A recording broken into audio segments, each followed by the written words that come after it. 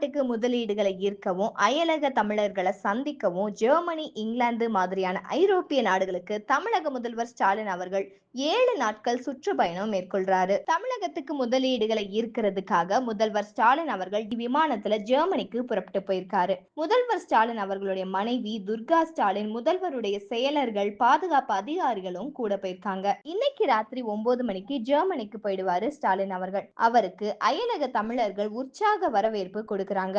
அங்க முதல்வர் ஸ்டாலின் அவர்கள் நாளைக்கு முதலீட்டாளர்களை சந்திக்கிறாரு. ஜெர்மனி பயணத்தை முடிச்சிட்டு செப்டம்பர் 1ஆம் தேதி இங்கிலாந்து தலைநகர் லண்டனுக்கு புறப்படுறாரு முதல்வர் ஸ்டாலின் அவர்கள். 2ஆம் தேதி கேம்பிரிட்ஜ் பல்கலைக்கழக நிகழ்ச்சியில பங்கேற்று தொழில் முனைவோரை சந்திக்கிறாரு. 3ஆம் தேதி லண்டன்ல நடைபெற முதலீட்டாளர்கள் சந்திப்புல பங்கேற்று தமிழகத்துல தொழில் தொடங்க அழைப்பு விடுக்கிறாரு. லண்டன்ல உள்ள ஆக்ஸ்போர்ட் யூனிவர்சிட்டியில அயலக தமிழர் நலவாரியம் சார்பில் 4ஆம் தேதி நடைபெற நிகழ்வுகள்ல பங்கேற்று பெரியார் படத்தையும் திறந்து வைக்கிறாரு. 6ஆம் தேதியும் அயலக தமிழர் நலவாரிய நிகழ்வுகள்ல பங்கேற்கிறாரு.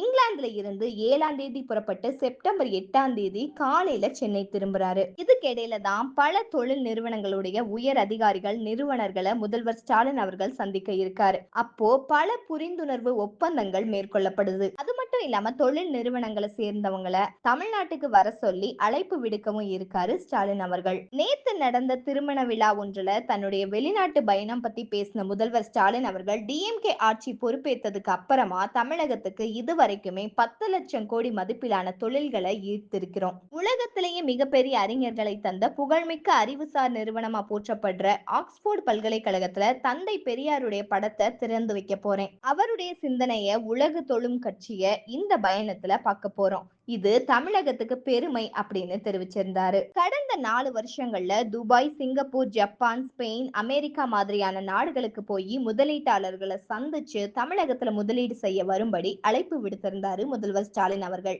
அதுபடியே பல நிறுவனங்கள் தமிழ்நாட்டுக்கு வந்து தொழில் முதலீட்டு ஒப்பந்தங்களை மேற்கொண்டிருக்காங்க. 2021ஆவது வருஷம் முதலமைச்சர் பொறுப்பை ஏற்றதுக்கு அப்புறமா முதல் முறையா மு.க. ஸ்டாலின் அவர்கள் 2022ஆம் ஆண்டு மார்ச் மாசம் ஐக்கிய அரபு எமிரேட்ஸ் நாட்டுக்கு போனாரு.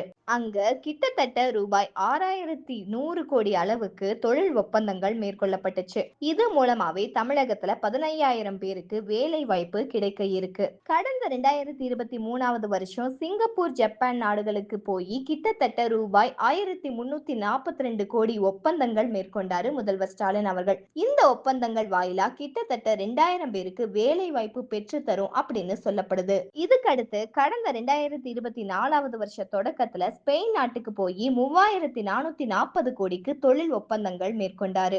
கடந்த வருஷம் ஆகஸ்ட், செப்டம்பர் மாசங்கள்ல அமெரிக்காவுக்கு போய் கிட்டத்தட்ட ரூபாய் 7616 கோடிக்கு பல தொழில் மேம்பாட்டு ஒப்பந்தங்கள் செஞ்சு வந்தாரு.